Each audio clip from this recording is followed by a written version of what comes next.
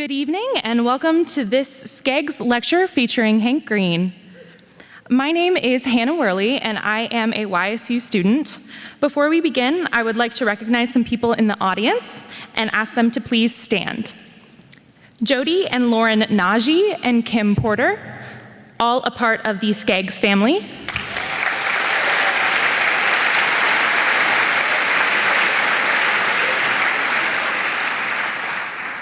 YSU President Bill Johnson and First Lady Leanne Johnson.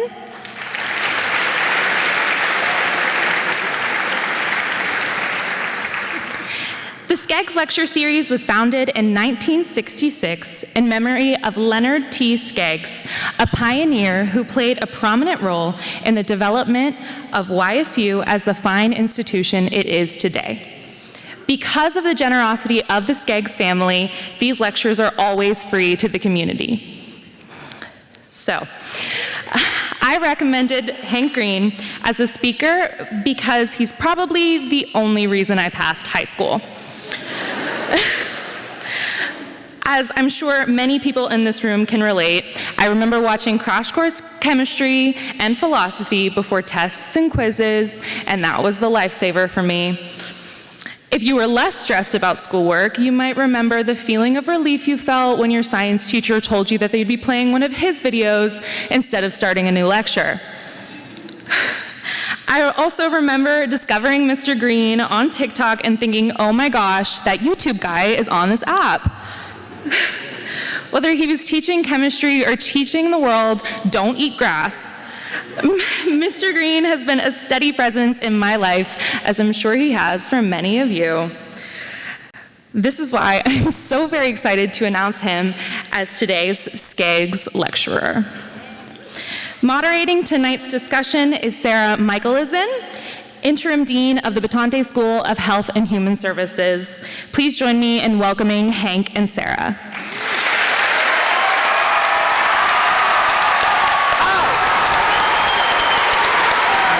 Are we on?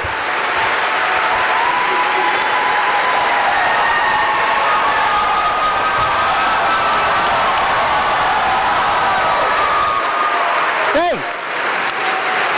Thank you. Holy moly. Wow. Wow. I can't barely, my glasses, Sarah, my glasses are dirty. Hold on. Hold on. We got it.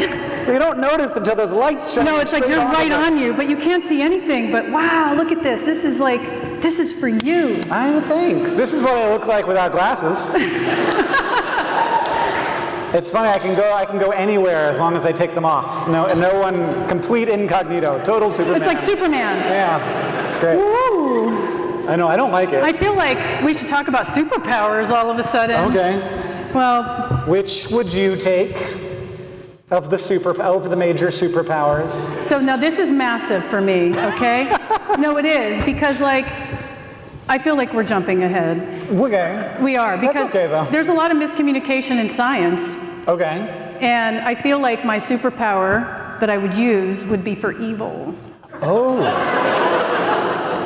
Like I would like to morph into different particles and be able to change through time. So that when you're watching those miscommunication videos, I can like jump right through the computer and just smack you. That's a very powerful superpower. It'd be very easy to abuse that one. It would. It would. I should not admit any of this now. This is how we're starting tonight. Yeah. This is dangerous. Okay, I understand.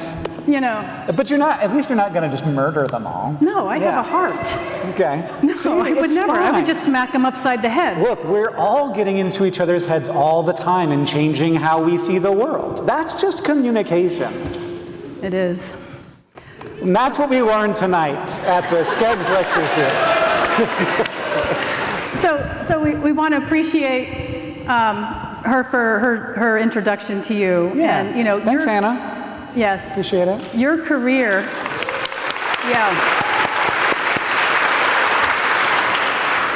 Your career, I told you a little bit about this earlier, but when I was asked to interview you, I'm like, oh, I know this guy from YouTube. But I thought, well, geez, I have to interview this guy. I better kind of get more in depth of who he is. Yeah. And I was peeling back the onion of Hank Green, just and you get into this rabbit hole of, oh my gosh, I mean, like, you're a YouTuber, science communicator, philanthropist, entrepreneur, you're now a comedian, you write books, you educate people, you know, you and your brother have a vlog together that started a lot of it. But there's something I wanted to mention, if I may. Yeah. That's not a question. I just wanted to make mention. When I was peeling this onion that you are, I felt there's all this stuff that's talking about how amazing you are and all your educational videos and everything that you do for other people. But there's something that I feel has been missing that I just want to make mention, if I may. Okay. Is that something about you that makes you so successful and so great is your heart. When you look at every single thing that you do and the reason of why you do it, you think about your educational videos, you know, all of your nonprofit. Mm-hmm. I mean, we'll talk about the socks. I mean, I had to make sure I was wearing the socks.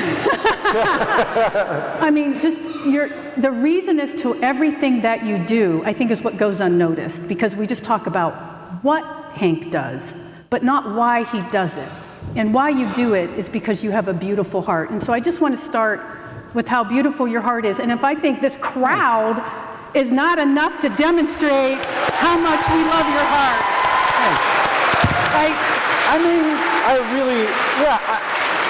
I really do appreciate that. And like, it's funny, I was talking with a smaller group of students earlier today about because like in the early times of YouTube, it wasn't like you got into doing it because you wanted this thing that was really valuable.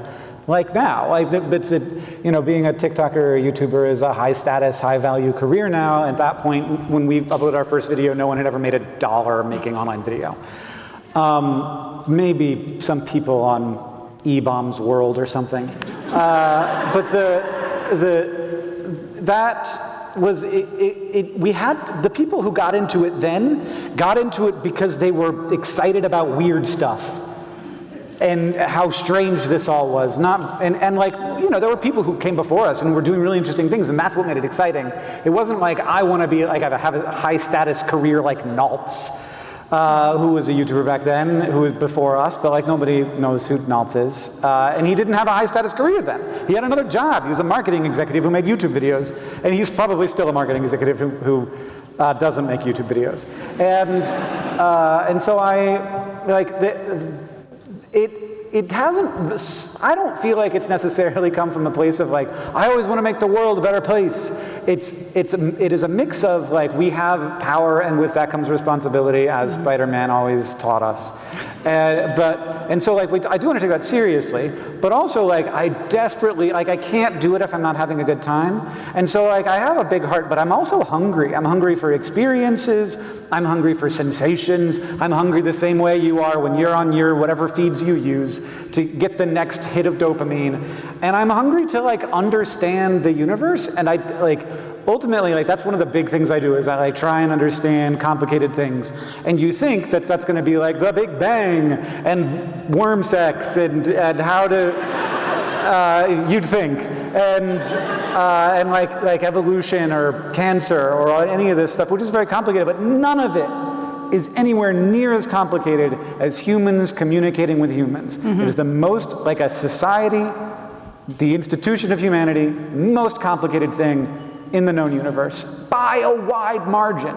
And we're all sort of in it, you know, swimming around in that water and we don't see it, but it is so complex. And the way that it is changing right now because of these weird tools that are very sophisticated to try and, that like these companies are using to try and control us, and then creators are also trying to control you for good and for ill to like make you watch their content, and they're all in conversation with these algorithms that are extraordinarily good at figuring out exactly what you want to see and keeping you on a website, the greatest minds of our generation dedicated to keeping us on websites.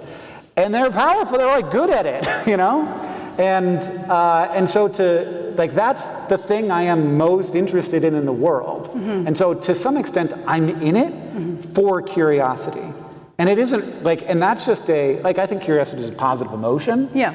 But it's not selfless in any way. It is a selfish curiosity. Yeah. So, but you talk about, like, what I hear you saying right now is like kind of almost why you're in it right now, right? Yeah. Right? True, I true, want you true. to back up, Okay. because a lot of who our audience is today, and we're at Youngstown State, and we have a lot of students, and they're young, and They only they're, let young people into Youngstown. That's why they named it that. I mean, you're young.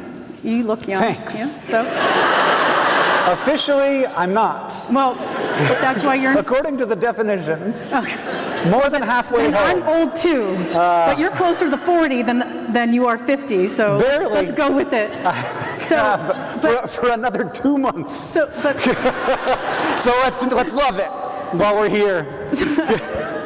But today, this is why you thrive in this world, and this is why you're craving what you do. But I want you to back up to when you were in your master's degree. Okay. And help me understand, how did you get from there to where you're at? Like, what happened? Did anything happen in that moment that you were like, this is what I want to do, or this is the door that opened? Yeah, there were a bunch of doors that opened over the years. I mean, so I was obsessed with the internet and how people make stuff and communicate on it before college. Like AOL.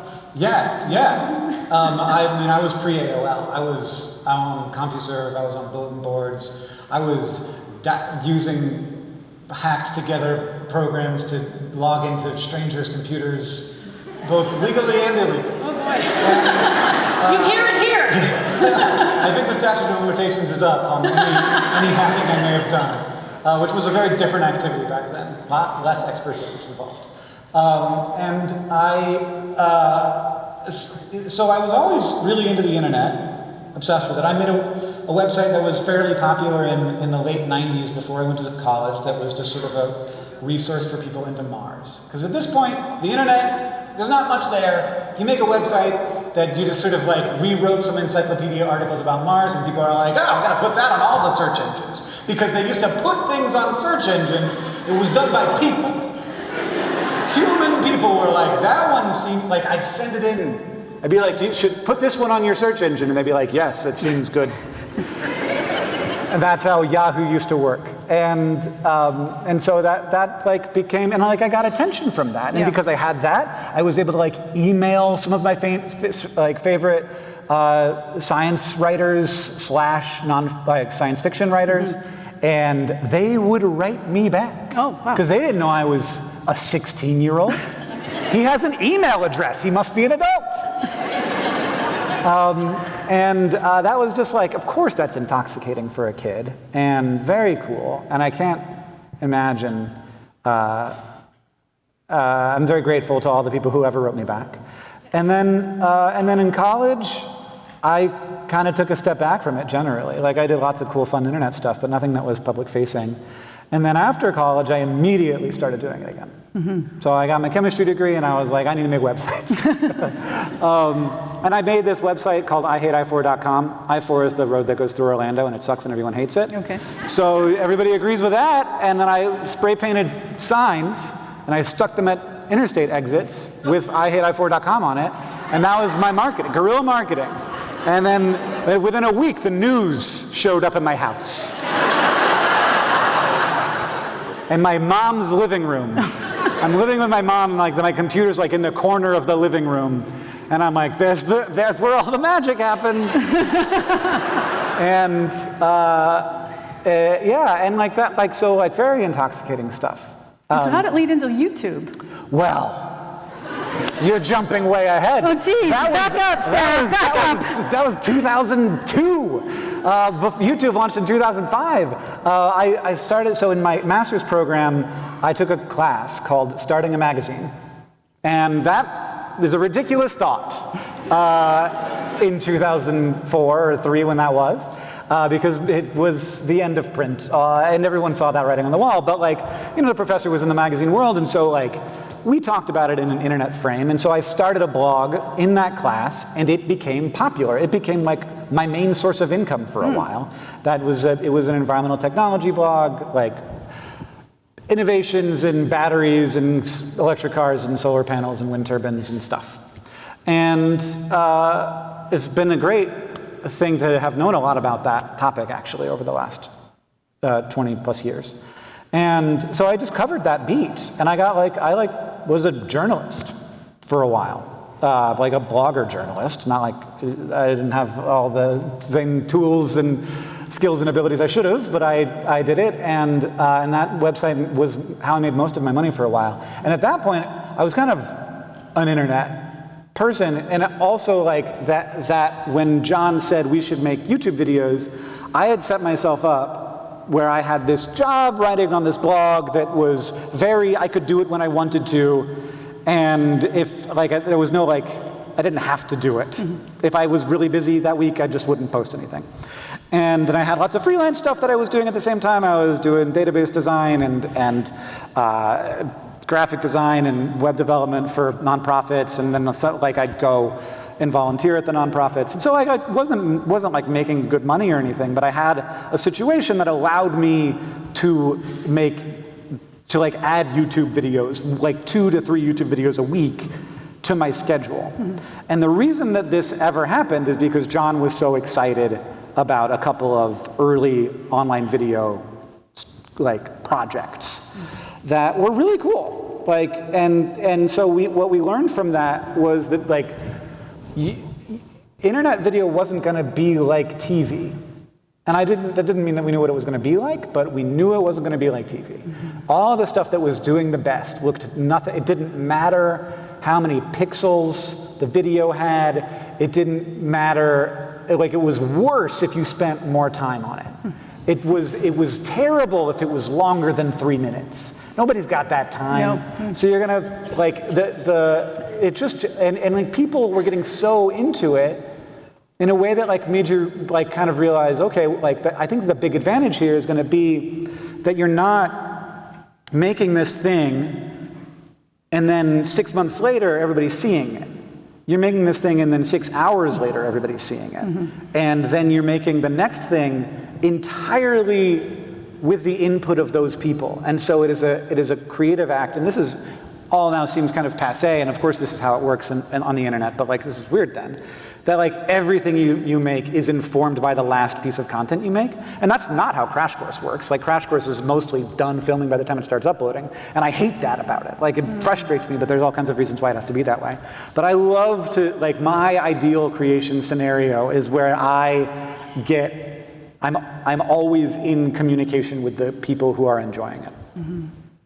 So let's talk a little social media. You started out with YouTube, which, when I had this conversation with my girls, mm-hmm. told you I have a 12 and 15-year-old, and when I asked them, what is social media to you?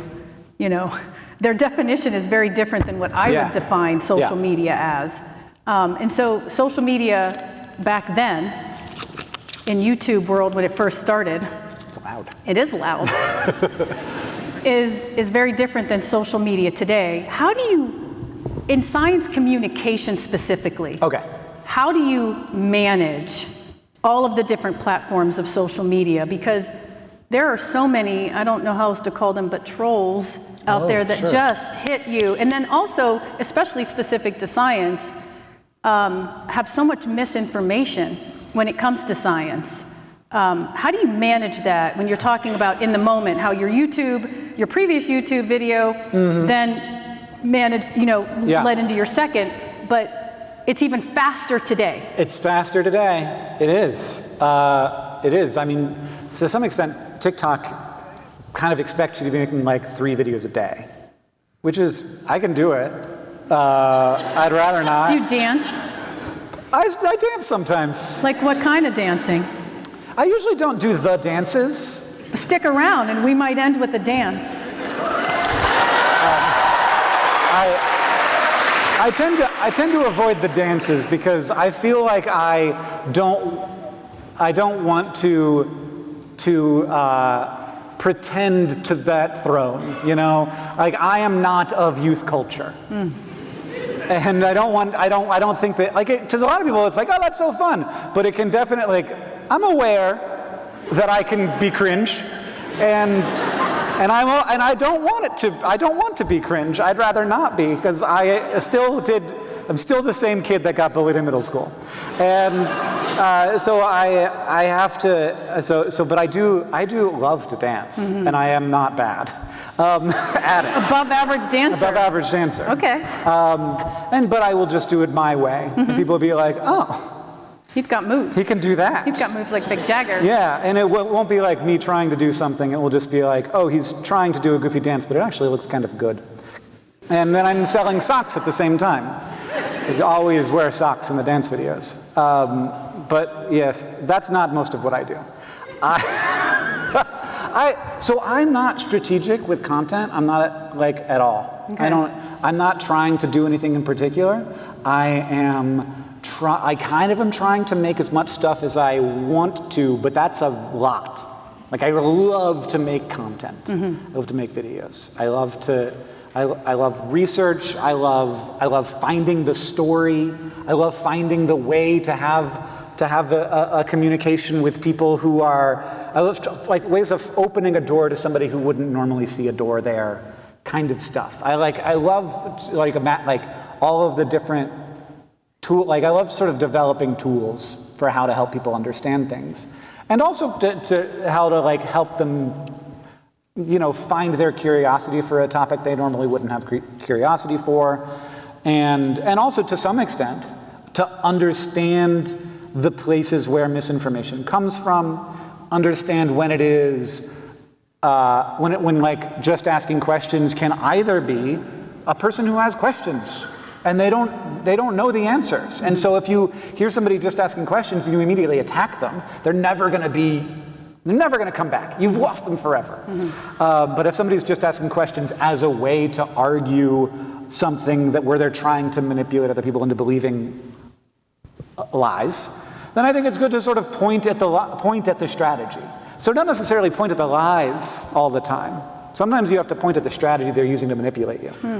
And so like all of this stuff and like understanding the way that researchers are seeing like things that actually work in changing people's minds, not what you'd think, also not what's on the internet. The internet is the worst place because the best way to change someone's mind is to ask them questions and listen to them, and then ask them more questions and keep listening. When the has that ever happened on the internet?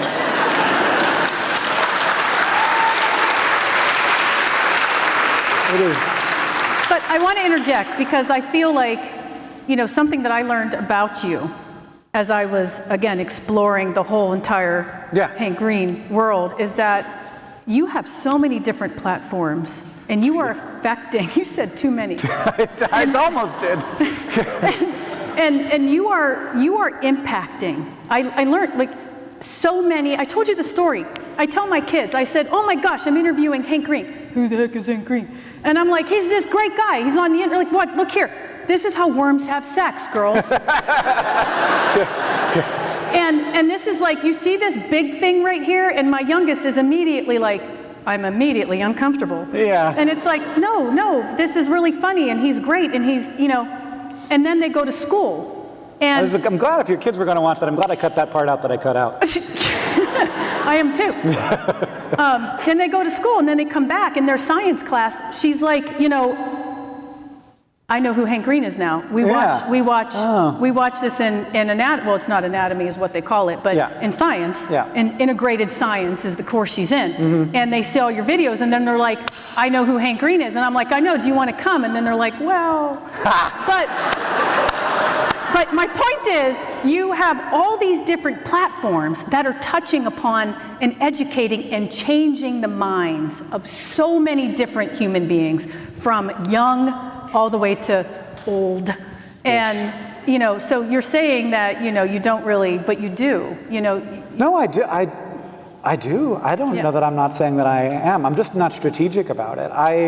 I do what I am excited to do. And one of the things that has happened over the years is one, the platforms have made it easier to make content because they want more content, so it behooves them to make it easier. Two, I've gotten better at making content faster. Three, I've gotten help at making content faster. So that Worms video was mostly edited by Milo. all of my TikToks are edited by me and made by me, but they are mostly uploaded by Peyton, who manages all of my short form platforms. And so I don't like re-upload all my TikToks on Shorts myself. Peyton does that. And Shorts is YouTube's TikTok. He knows who he's talking to. And it's a weird name. And then like Vlogbrothers, I still edit all of those myself, and I like take that time to do it myself. And I like that to me is sort of like really important. Like I could have Milo edit those videos and you would never notice. They'd just be a little better is the only thing you'd notice. But like to me, that's just sort of like I have to stay in touch with the thing that is this channel, which is by far not our largest channel, but also by far our most important channel. It's like, we've been doing this since 2007. We're in our 18th year of Vlogbrothers. Wow.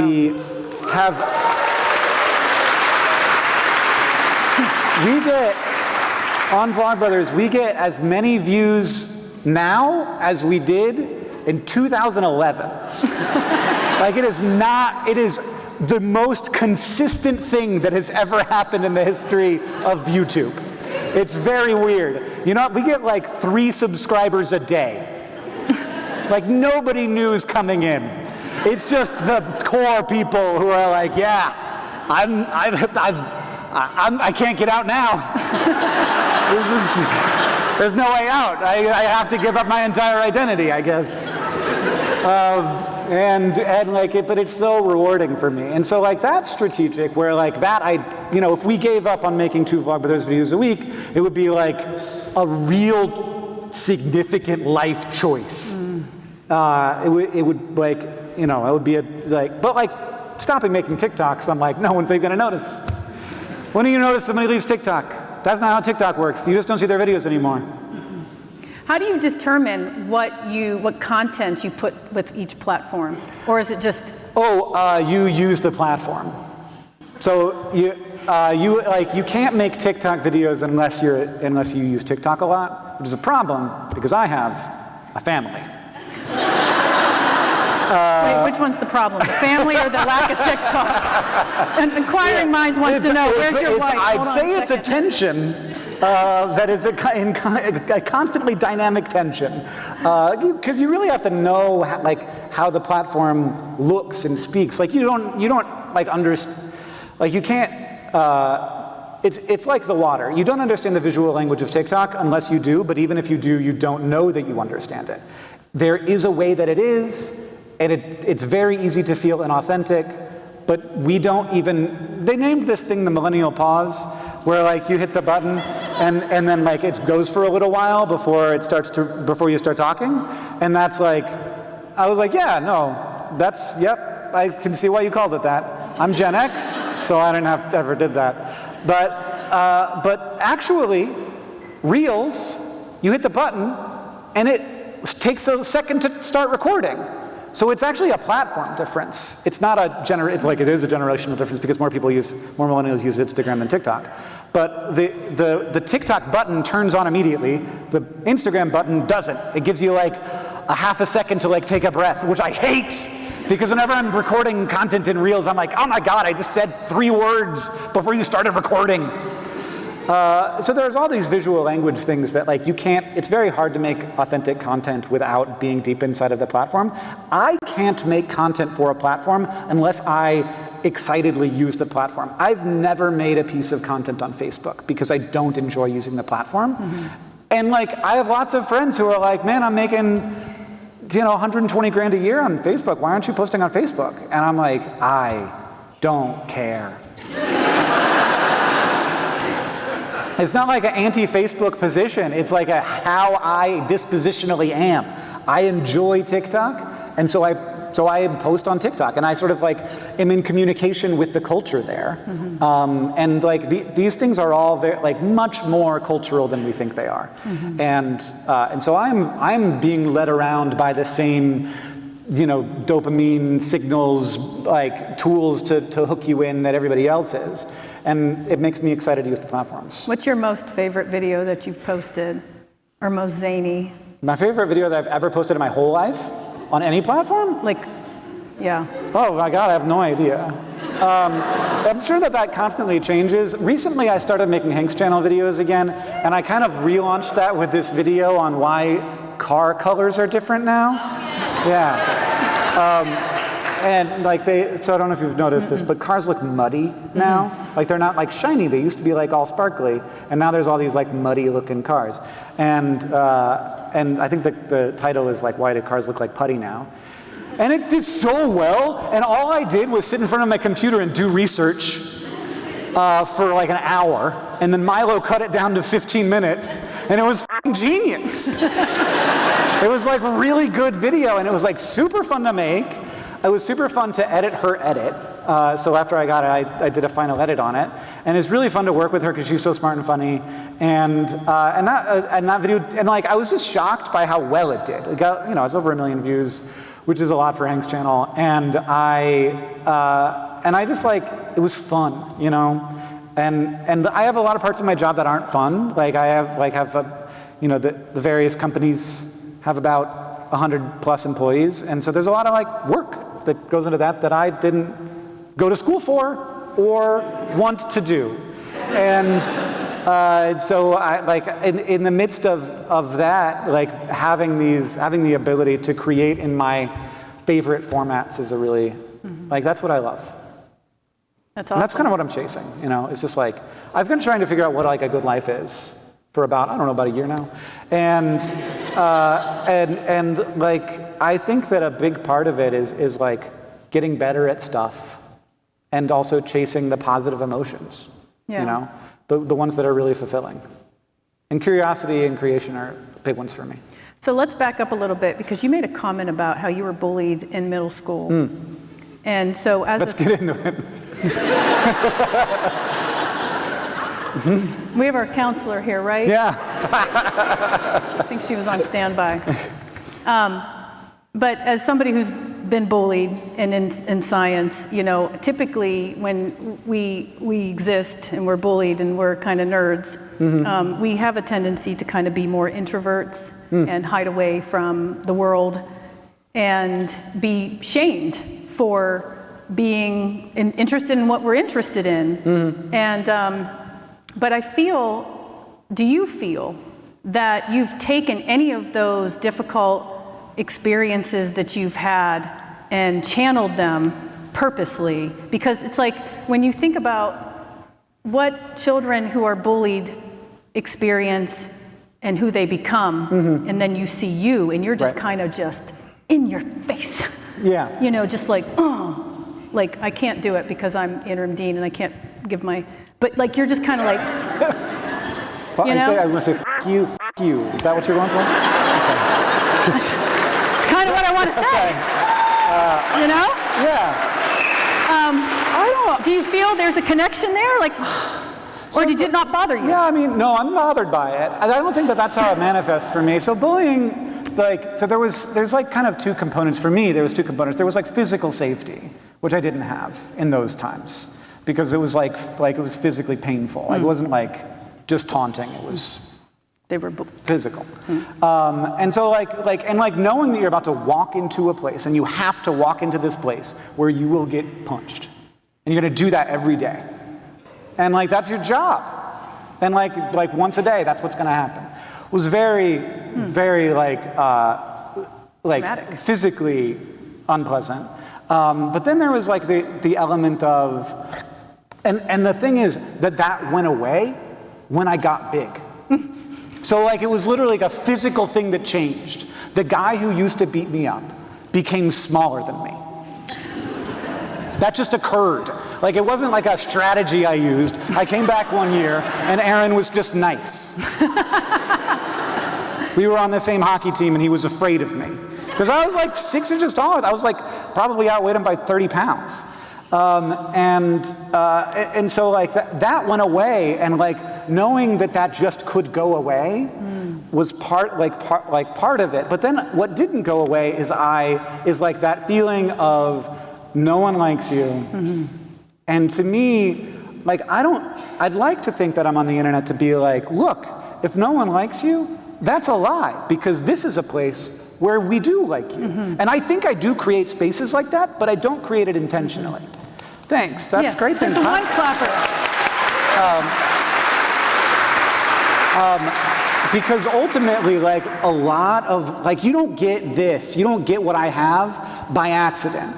I had to have wanted it a lot for a long time, almost as if I desperately want to be liked. Yeah, no. Because, like, I know, I in, like, my formative years, I remember very specifically that one of the only times people, like, sort of universally liked me was when I was funny. Yeah. Yeah. I relate to that, and I think that's why I'm bringing up the bullying, because I think And so, like, I honed that skill, but also, like, when you start to get some appreciation, very addictive. Yeah. But you understand now, too, when our children, yours are coming up now into the social media, when they get that immediate gratitude of positivity, how powerful that is. Yeah. And it could be used both positively and negatively. I don't think we're going to get too deep into that because it's a messy topic, but like it is very, I'm very happy. So thank you all so much for coming out to this free event that you did not have to pay for, but you did have to not look at TikTok for like an hour, which I know can be difficult. And I haven't seen a single phone, so I'm entertaining, I guess. Not a single phone. But I'm watching. To see how engaged you are. Yeah. So can we get a little personal? Because we've already. We can get a little personal. We've already hit the bullying. Yeah, we already went to the what it's like to walk into a room and every day. Get nailed in your get face. Punched every time. It was only in the stomach. Well, that's good. No, because I can't prove anything. I want to talk about something that has both a scientific discussion to it, as well as an emotional. You already read? Are we already close enough that you read me now? Well, I think I have some guesses. Yeah. Okay. Well, what's more personal than bullying? Death. Yeah. And so let's talk your recent diagnosis. Yeah. So. People who don't know are like, holy is he about to die? I just decided like the last thing I wanted to do. Come here to Youngstown and visit the giant eagle. I gotta visit the giant eagle. But you didn't make it to Mill Creek. I made it to Giant Eagle and Hot Heads. I did go to Hot Heads. There's a better burrito option, I'm sure, but I enjoyed it. So you're really young, and you were diagnosed with this massive... For cancer, yes. Yes, for cancer. For cancer. And you were diagnosed with lymphoma, like 2 years ago now? Almost, less than that, about a year and 3 months. Walk me through that. Like, how do you, and then, because you used it, here's this, so as an exercise oncologist, we deal with individuals with cancer, and I feel what I sense from a lot of our survivors is we work with cardiovascular patients, cancer patients, and I feel what I get a sense from is patients who've had heart disease, they come to you and they're like, I've had a bypass, I'm fixed, it's great, I'm fine, my heart is fine. Versus our cancer survivors, it is an entirely different diagnosis. Yeah. It's like, because it takes, let's talk science, it takes one cell. It does. One to go haywire. You gotta get 100% of them. And that's it. Yeah. One, and then boom. Yeah. And it just goes one to go wrong. And so you can try to fix it, but then there's always this. Yeah, you're sort of like with the risk of relapse forever. Ever. I'm actually right now, I'm basically at the height of my relapse risk. So that's fun. And the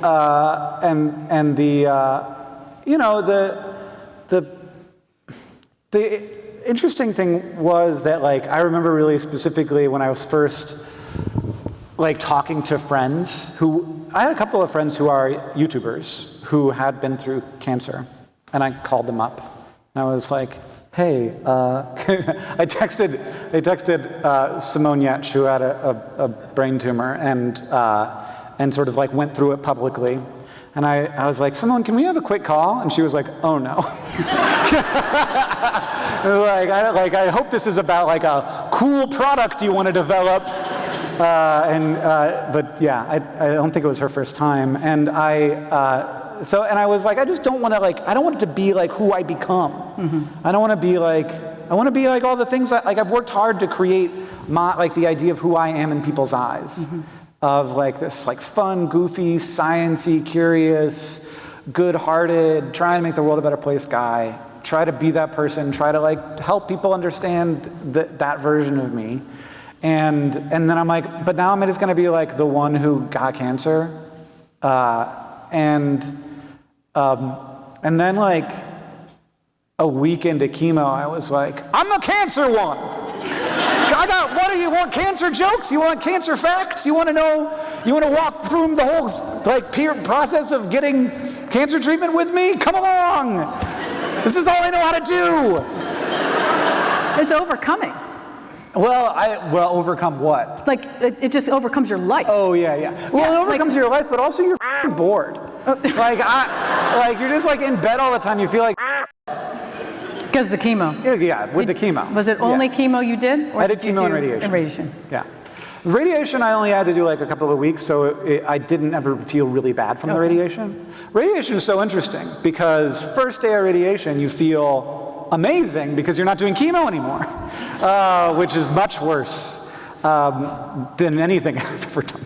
And then like it's really cumulative. So like first week of radiation, you're like, I don't even know if I feel bad. And then the last day of radiation, I was like, I don't feel bad, because remember, I didn't feel bad because I was doing radiation and I wasn't feeling bad. And then I kept trying to do stuff and I was like, I can't move, can't do, I was like doing stand-up, I couldn't get up the stairs to the stage. I shouldn't have said that, that was too sad.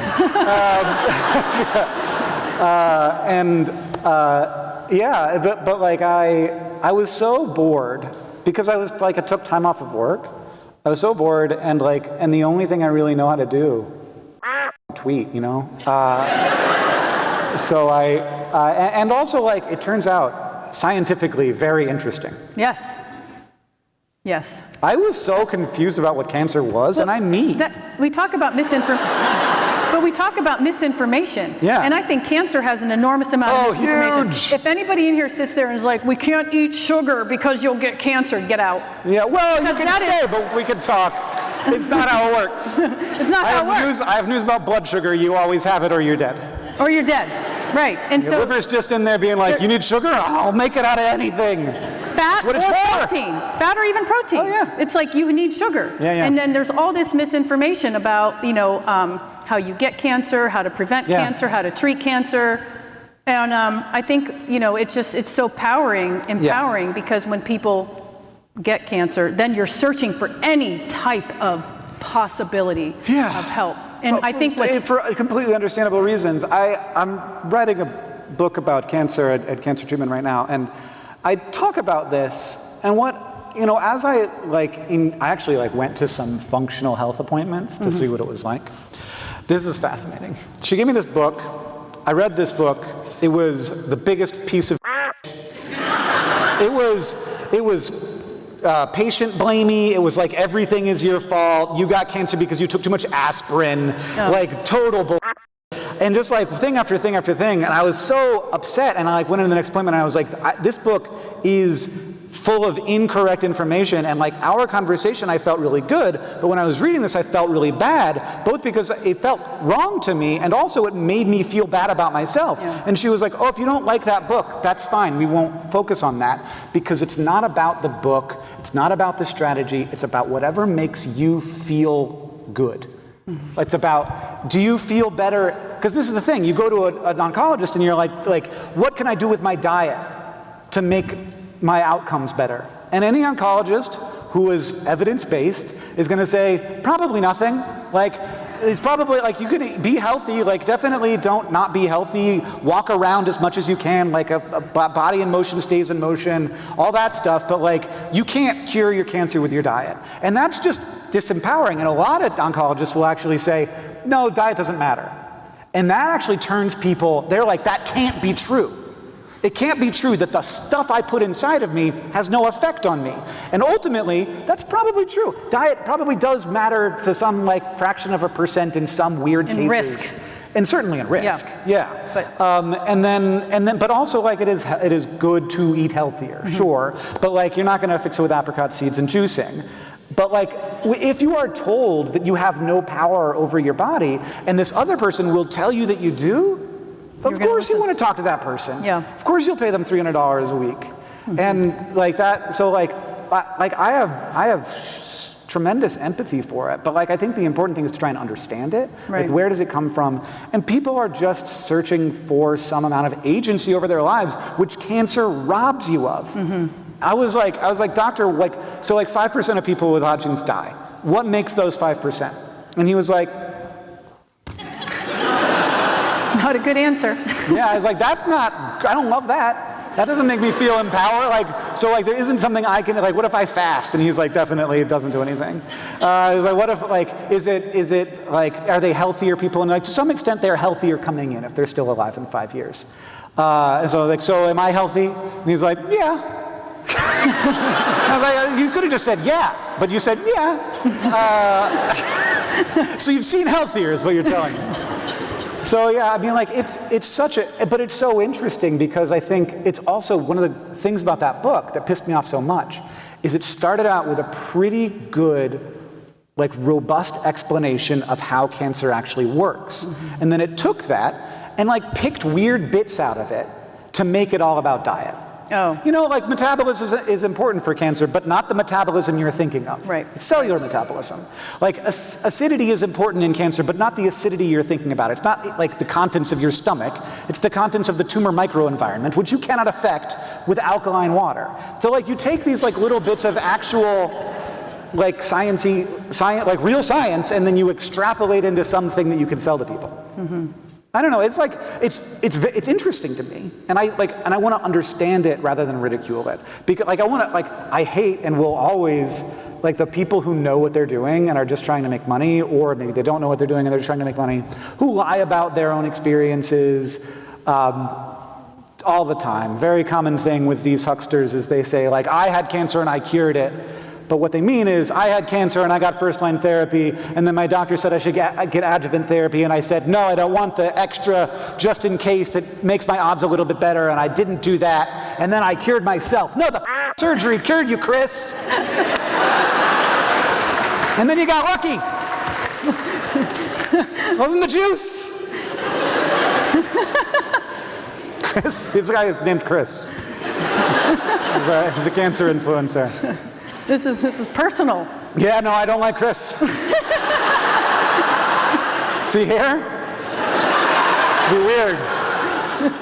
Is there any Chris in the audience? Could you tell people about the surgery ever?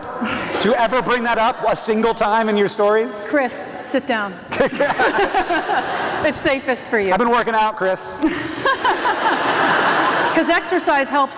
It is. Helps cancer. It's true. It's wild. Like We don't need to go there, but muscle mass is a big deal when it comes to recovering from any disease.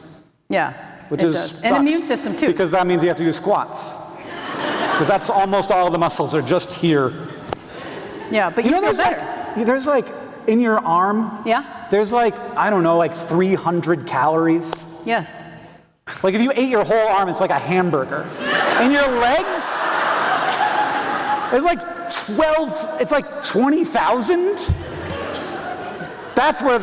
Almost all of you is legs. I have a friend who only has one leg, and he has to eat less than normal people. He has to eat less. Because he doesn't have to take care of the leg. Because he has less body mass. Yeah. Yes, he has less energy requirement. Yeah. Right. Science. Yeah. A lot of professional arm wrestlers only have one leg because they can go into a lower weight class, still have big arms. It's true.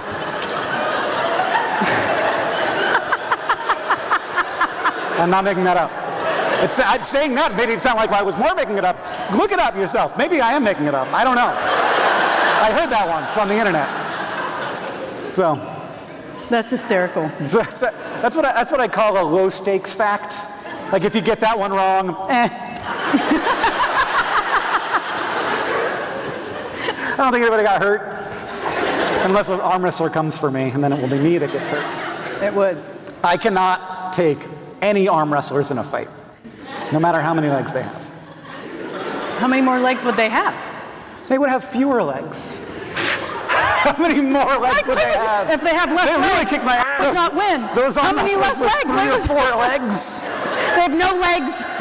It's dangerous. Just arms. Just arms. And I would still lose. 4 arms. What were we talking about? I don't know. We went way off topic. Yeah. But you used this really horrible moment in your life. It was pretty bad. It was pretty bad. I hope it's the worst moment of your life. And I'll have worse. Well, what you just hoped for is that I die first. No. That's it. No, absolutely. It would be way worse if my wife died. Oh, geez, God. I wasn't even going there. You don't think I'm going to have a worse day than doing chemo? Let's talk about your wife, though. She has this. Yeah? What? She's fine. She's fine. She has this whole internet, her own vlog about. What? No. Wait. That's John's wife. I think hold probably. on. Does she criticize? Is that John's wife? Does she criticize your? Oh, our podcast. Your podcast. Yeah. Okay. I told you I got a lot of onion to unravel about you. You're not just a little singular onion. You're like multi-organism. One of my favorite projects, and this one always hits the back burner first, which is a shame, is our podcast where Catherine critiques my social media presence. Yes. And what she calls it, delete this. Delete this. Delete this now. Yeah, it's great. It's very interesting because Catherine is not very online. She married a man who had never made a YouTube video. And so this all happened to her, you know? This wasn't like, oh, I get to marry a YouTuber. It's like, oh God, I'm married to a YouTuber. We live in Montana, where all of our friends are like school teachers and farmers and work for the university. And then I'm like, let the record show the face he just made. And it's weird, but like she is aware of and even more than I am, I think, of the stress that certain moments bring to me. And I don't know all the time when I'm signing up for this. Sometimes I'll tweet something and I'll be like, this is fun, and then it'll be like, this one wasn't fun. But she sees it, because I care a lot about whether people like me, as discussed, and I also care a lot about whether I'm having a positive impact. And when I do something and I'm like, I'm not sure that now I think I may have made a mistake and people are interpreting this the wrong way, or the actual opinion I have is not popular among the people, apparently, which I did not realize. And now they know that I have that one. And to some extent, I don't know, but to some extent I like it. To some extent, I'm a little bit like, people jump out of airplanes, and I tweet about God or something. And that's my extreme sport. This is a little bit my extreme sport. But getting out on there and saying almost I think in maybe a destructive way, where it's I want to feel right now. And my brain is I guess you're gonna go and tweet something that's gonna make somebody pissed off. And that's not good. And so Catherine sees it in a way that I don't. And so that makes the podcast good. But it's also we just have fun. We love to hang out. And we're both very funny, so. Yeah, she seems funny. Yeah. I like it. So part of what today is that we have about, the way it's supposed to work is we have about 45 minutes of just us having a conversation, and then we're gonna allow for 15 minutes of some YSU students to be able to ask them some questions. Sure. But I feel like we've talked a lot of some just in-depth kind of sensitive topics, and so let's get away from that for a little bit, if I may. Can I just hit you with some crazy questions, but you got to be fast. Okay, I will try to be fast. Okay. You ready? I just want to know. So let's just say aliens came down. Aliens. And, you know, you were the first person to talk to them. As I should be.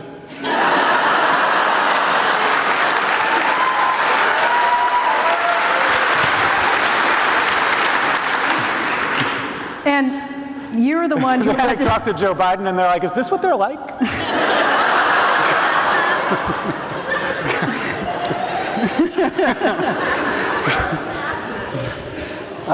Sorry. What? No. And you had to tell them something about our planet. Yeah. What's the first thing you would tell them? Oh, I think I'd sing them a song. I think, I don't know what's weird about us. First of all, I don't know that we need to prove to them that we're smart, but maybe we would, because ants build cool stuff. And I don't know if they look at this and be like, whoa, those ants are wild. They're big ants. Look at that thing they built. It's got lights. Probably they'd be able to figure it out just by looking at our clothes. They'd be like, that's not natural. And, but I think that I love music and dance is really weird. It's not a thing that other primates do, and we only do things that is advantageous for the species. And so in some way, being able to do a good little dance meant that there was going to be more of your genes. And so I think that's kind of a human thing. Maybe I don't think I'd do a little dance. Maybe I'm not good enough. I'd get some people to do a dance and send people to play music. That's what I think. I want to introduce them to just music. Pop music. Hosier. Play some Hosier for them. I think they'd be like, yes. These ones are worth it. We shouldn't kill them. They have Hosier. Also, whoa, he's handsome. All right. That was a little long. No, that's cool. Don't ask any follow-ups, though. Move to the next one. Moving to the next one. So, as a science guy, you watch movies, you watch whatever. What's the most annoying thing scientifically when you watch movies that just keeps coming up that you're just like, what? Oh, people falling out of space into Earth. Yeah, and surviving? No, no. You just stay in orbit. That's how orbit works. You're in orbit. You can't fall into Earth. That's energetically expensive. You need retro rockets to boost the other way to sink. You have to slow down to sink. You can't just fall. You're in orbit. You can't jump down to Earth. Your legs aren't that strong. But there's times in movies where they're hanging and they're from space and they're going to fall if they let go. No, it's not. You're in orbit. Well, you'd also die. Well, they're in a spacesuit. Oh, okay. All right. I didn't say they were in a spacesuit. I didn't say that. You changed. Yeah, but okay. If you let go, you would die. You'd just be lost and you'd eventually suffocate. But you would not fall to Earth. That's true. Weirdest scientific fact you've ever learned? Oh, no. The weirdest scientific fact I've ever learned? There's a lot. I mean, the weirdest thing, and this is barely a fact, is that we don't know what most of the stuff is. And we're not I think at this point we're pretty sure we don't know what most of the stuff is. We're starting to, I don't know, I read an article recently that they might be starting to figure out what the stuff is. I'm talking about dark matter right now. But that's very weird. But I think that we're all kind of used to that fact, so I'll give you a different one. The Earth days used to be longer, and shorter. Days used to be shorter. And the way that we figured out wasn't like doing math and figuring that out. Is you look at corals, and just like trees have rings for a year, corals have day rings. So they have a stripe every day. And you can count a modern coral and count 365-ish stripes. Just a little off because there isn't actually a cutoff for when the year ends, but there's more density in some part of the year, so you can count from that denser area of the coral rings. And then so there's 365 between two dense areas. And then if you look at fossil corals, this is how they figured this out. Somebody cut open a fossil coral and counted the day rings, and there were 400 something. And they were like, well, that's wrong. And so they got a different fossil coral, and they looked at that one. It was older, and there was 425. And they were like, what the f is going on? And then they were like, went to people who like, there's other things that have day rings. And they were like, can you look at some fossils of some day rings of like clams? And they did, and there were 400 something, like from the same era, there'd be the same number, and they're like, why did this happen? And then they did math, and they were like, oh, the moon slows us down over time. It yanks on the oceans, and there's friction. The tides slow the earth. That's neat. That is neat. And to me, it's neat that like the earth has changed speeds, but it's neater that like somebody was just like, I wonder if I count the coral rings, what'll happen? And they're like, well, this result makes no sense. But what if I did it again? I love that. Whoever that was. All right, my last personal question. Why did you love giant eagles so much?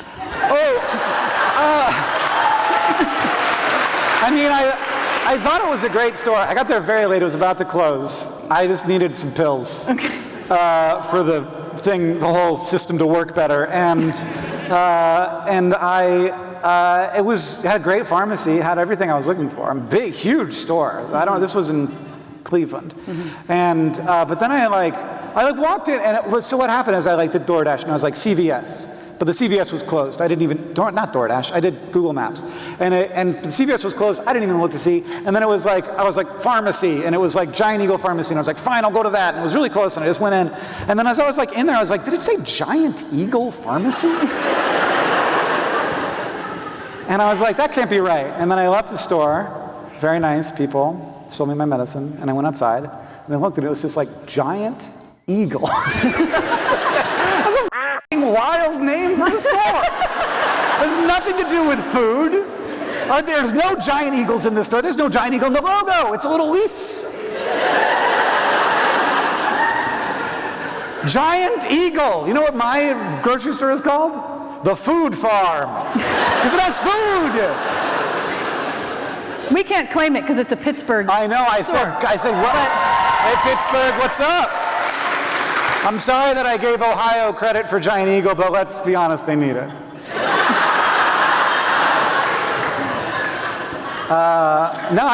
Ohio's it's so pretty, and also, I don't know if you're probably aware of the Gen Z or Gen Alpha slang situation, Ohio. That's just, it's such a weird hit, because there's worse states, and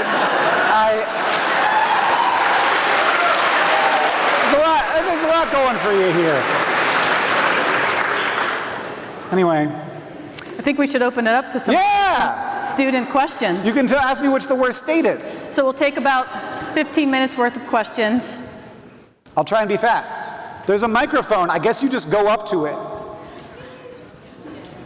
There's a strong bias towards people there, but also people who... Do you have to be a student? I don't know what the rules are.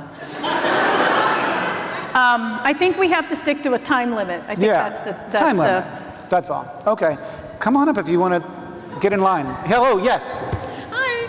So over a year ago, you had spoke to NPR about your cancer diagnosis, and you said that... Okay, that's probably enough. This looks like far beyond 15 minutes.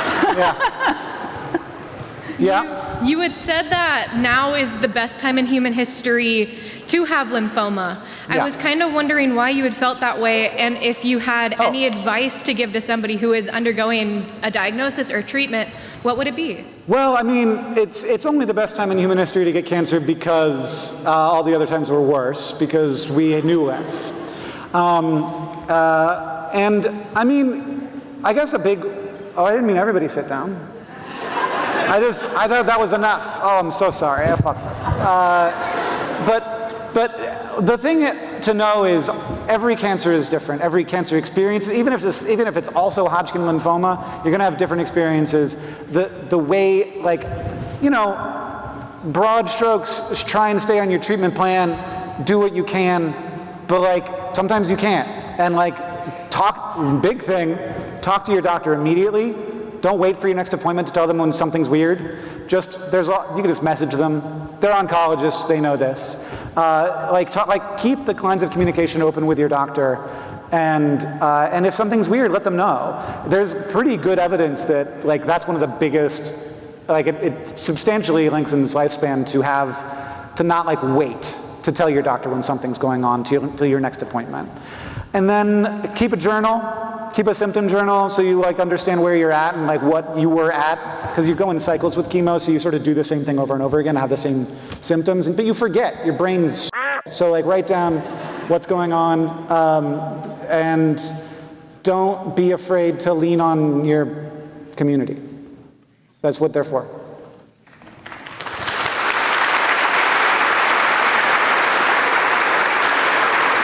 All right, we need another person. What's your favorite season of Taskmaster? Favorite season of Taskmaster?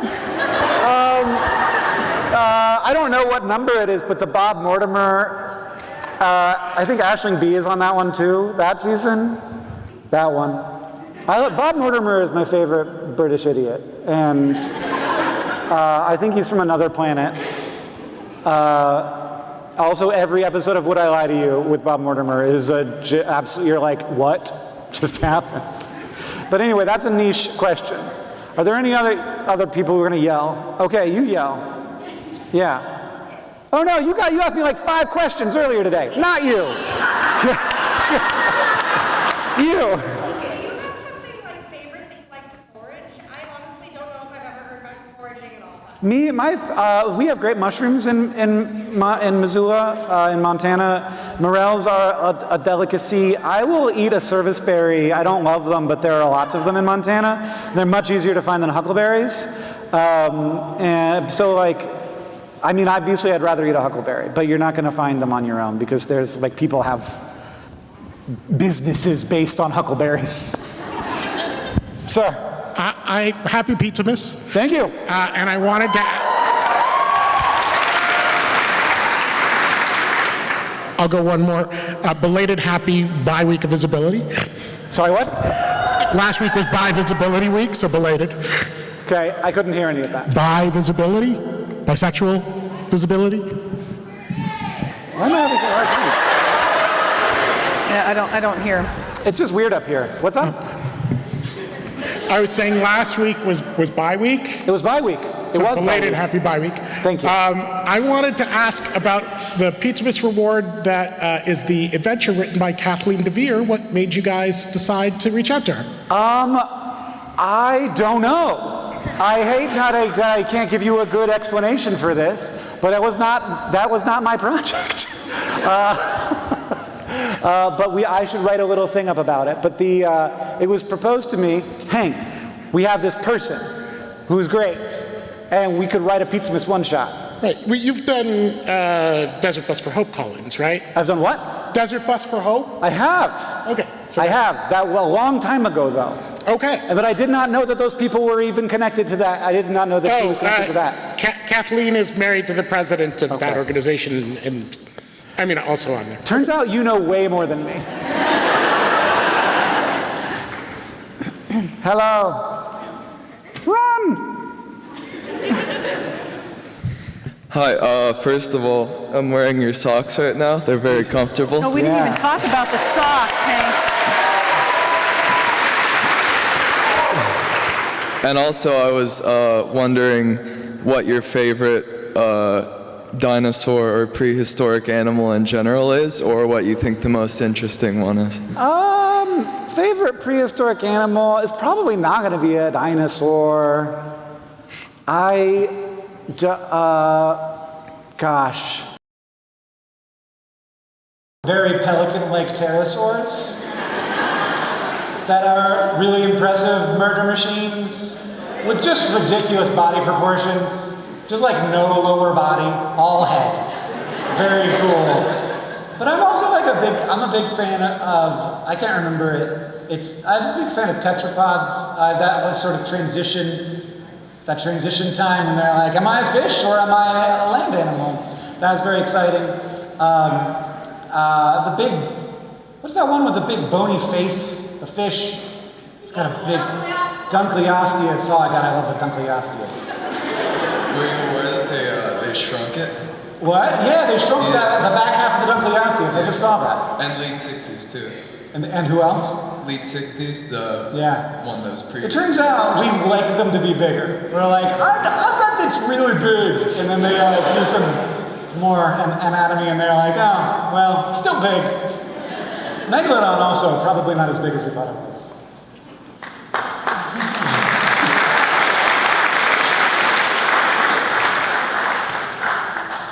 Yes. Thank you for coming here, I guess. Yeah. But also, I think everybody has like a story that really impacted their life in a way, whether it was like a whole novel or like a short story, like mine's Look Back.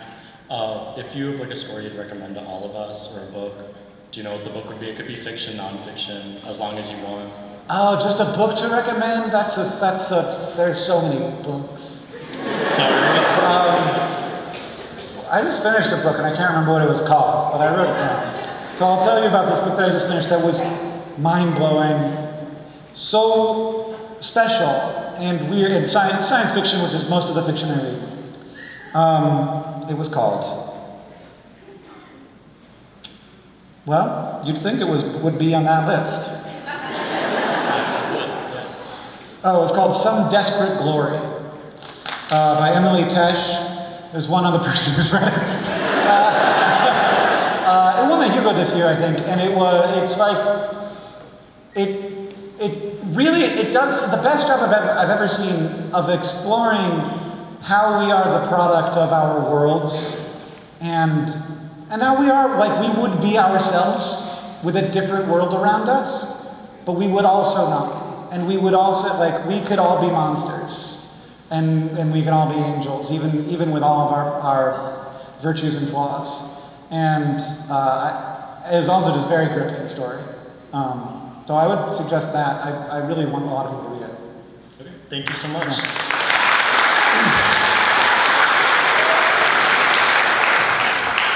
Hi, first of all, just like front-end development.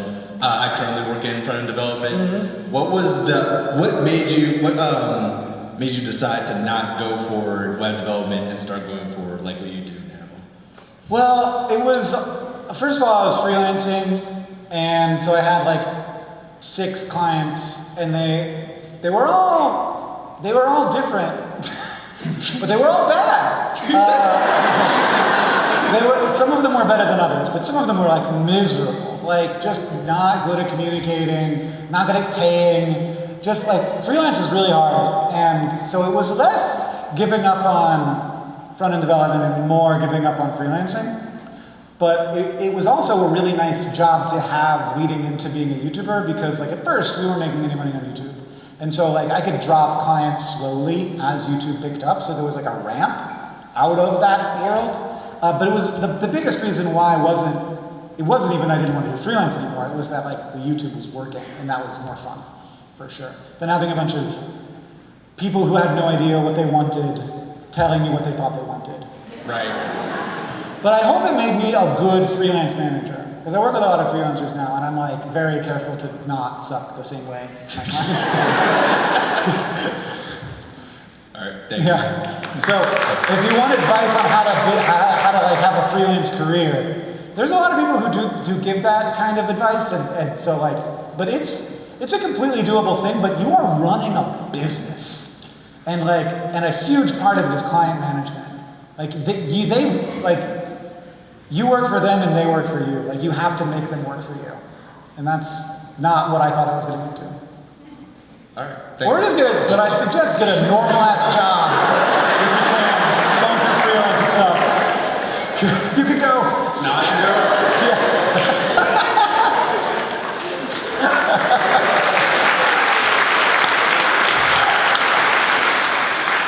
Hey, I want to start by saying it's very nice to meet you, and thank you for helping me get through high school and inspiring me to pursue a STEM degree. Speaking of which, I want to know what episode of either SciShow or Crash Course you regard to be your favorite, or that you had the most fun researching and making. I'm working on a Crash Course thing right now that's like, John did this like guest lecture tuberculosis thing.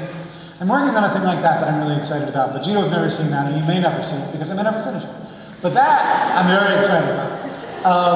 But I think just like the first episode of chemistry I'm really proud of. Like, I think we just like, chemistry is so scary to a lot of people, but it's all, I always say that science communicators are great at biology and they're great at physics, and chemistry gets fucking screwed. But it's so good if we could find the right ways to talk about it.